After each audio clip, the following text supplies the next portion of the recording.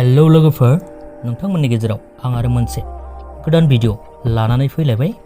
लोगोफोर, जानो हागौ नोंथांमोना थाम्बनेल आरो टाइटेलखौ नायनानै मोनथिखाबाय जानांगौ आं मानि सायाव भिडिअ लाबोदों आरो सोरनि खौरां होनो नागिरदों। लोगोफोर, बे खौराङानो जाहैबाय गोबांथार रायजो राजाफ्रानो गोबाव समनिफ्रायनो फुजि बसुमतारी आब'नि फिसाजोनि मुंखौ नेनानै दंखायोमोन।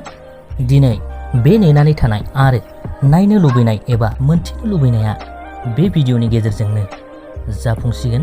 लोगोफोर, दिनै फुजि बसुमतारी आरो उइंकेल ब्रह्म सानैबो अफिसियेलि फिसाजोनि मुंखौ दोनबाय। फुजि बसुमतारी आब'आ बि आखरनिखौ दोनबाय आरोना लोगोफोर। बिथांनि फिसाजोनि जागायनाय मुङा मोनब्रैमोन, बेनिनो बिथाङा बि आखरखौ दोनबाय। लोगोफोर, बिथांनि फिसाजोनि मुङानो जाहैबाय बिबारमाला ब्रह्म। फुजि बसुमतारी आब' आरो उइंकेल ब्रह्म बिथांमोना गोबाव समनिफ्राय दिनै सानै हयै फिसाजोनि मुंखौ बिबारमाला ब्रह्म दोनबाय। बिथांनि फिसाजोनि मुङानो बिबारमाला ब्रह्म जाहैबाय। बे मुंखौ बिथांमोना अफिसियेलि दोनबाय आरोना लोगोफोर।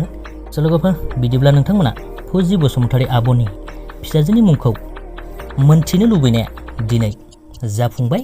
बेजों लोगोसेनो बे भिडिअखौबो बेखिनियावनो दोनथ'बाय लोगोफोर। गोजोन्थों।